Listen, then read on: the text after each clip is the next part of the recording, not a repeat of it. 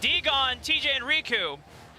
We're going to have to wait until we load onto the draft, but Stuart pointed out something to me. If the champion alignment is correct, we are seeing Freaks pilot that Lucian in the Baron lane against the Shen. Liberty, they don't care. They're playing with fire. They don't care. They've come into this second game against Rolster with complete confidence. The Lucian pick.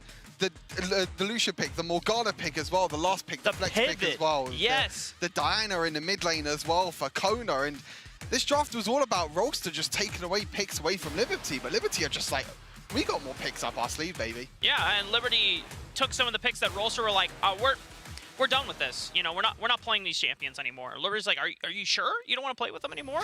We'll take them off your hands. And so there it is.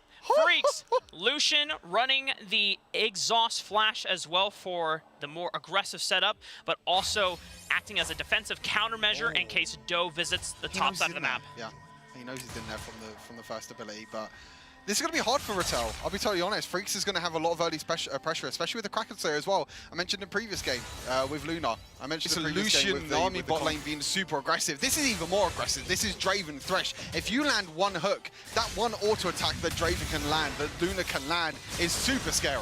Hawkins got to be careful here. Doe coming in with the counter gank, flashing forward. He's alive, exhaust! But Kona comes in. Oh my goodness, Kona saves his jungler and forces Zero to flash away. Liberty again, they're doing it again. It's like game one all over again. They don't need this crazy pick comp.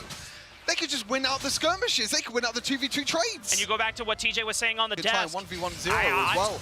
And at the moment, the flash! Beautiful, Nomel, death sentence into the flash. The double bubble from Monofritz still goes down. Luna's cashing in, and that is the surgence that Rolster Y need in this series. Money in the bank for Luna. He loves it. He loves it, baby. That's a lot of gold in the hands of Luna. You can see all he needs is one kill. He's 1,000 gold ahead. That's what you need to do with Draven. Early advantage, early kills, early gold in the back pocket, because at times Draven can be hard to play when it comes to mid and late game. But if you can get the early advantage, Nomel, are you sure this guy's a mid lane main? Are you sure? Yeah. This guy is absolutely Nomel off of your HP, whittling you down, and slowly he can get to the point where he can threaten to kill you under the tower. And you can see Kinsin is the one that has to go down to his bot lane, but there's nothing he can do. And Rattel, he's winning the 1v1 trades against Freaks as well. He's even going to try and kill him. Splash. Oh, but it's Freaks! We talked about one of the... Freaks dodging out on Zero's final spark. Wait, look at Draven ulti! Draven ulti, catching it. Oh, man! We were talking about Freaks, one of the big moments, one of the big challenges for this Baron laner who surprised us all during the play-in stage, through his split pushing, through his 1v1s that you are going up against. Draven has to push this lane fast, but Freaks, he's in a lot of danger. He's got flash, but... Give the kill to Draven. Yeah. Beautiful.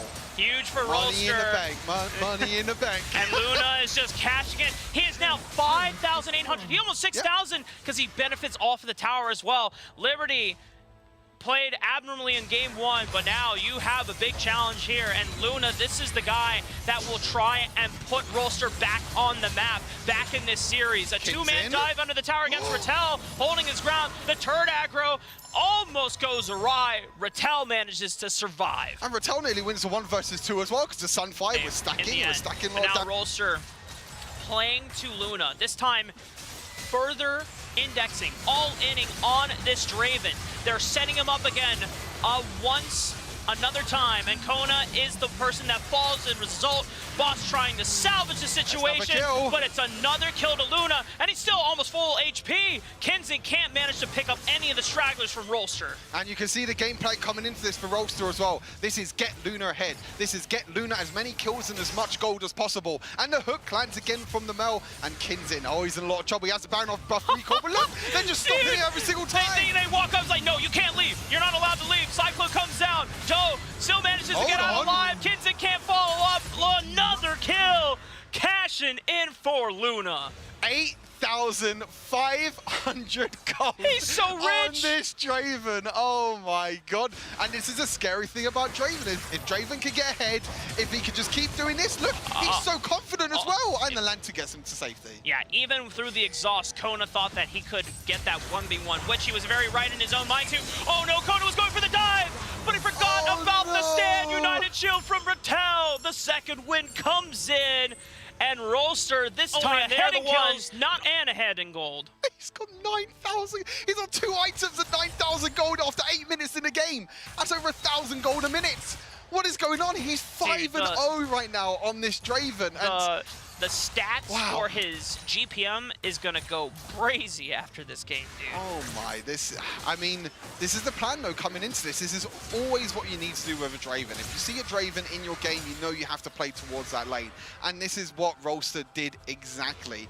It was the 2 versus 2 kill in the start that started things off for Luna, but then after that it was Doe roaming around, trying to get the Draven ahead, and that's exactly. He has the guaranteed slow on the first auto attack, but then he has the extra life steal from the Bloodthirster. Like,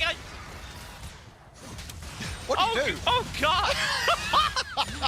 Just thinking about it just makes me want to just tingle. Like I don't really want to think about it, and they're just gonna get even more gold from this as well. I mean, Luna is living the dream right now. This is the Draven fantasy where you have everyone trusting in you to be the primary carry. And remember, Stuart, this is a 16-year-old kid. Yeah. He is playing so incredibly well. I wish I thought I was that good at 16. I wish I was that good at video games. I wish Draven. I think people will know that as well from Twitch chat, from YouTube chat. They know that my Draven is not as good as Luna's. Definitely when I've tuned in, I've seen a lot of Ashe gameplay at least 50% of the time. The other 50% is you in the fountain. Trying to use the Ashe arrows to go across.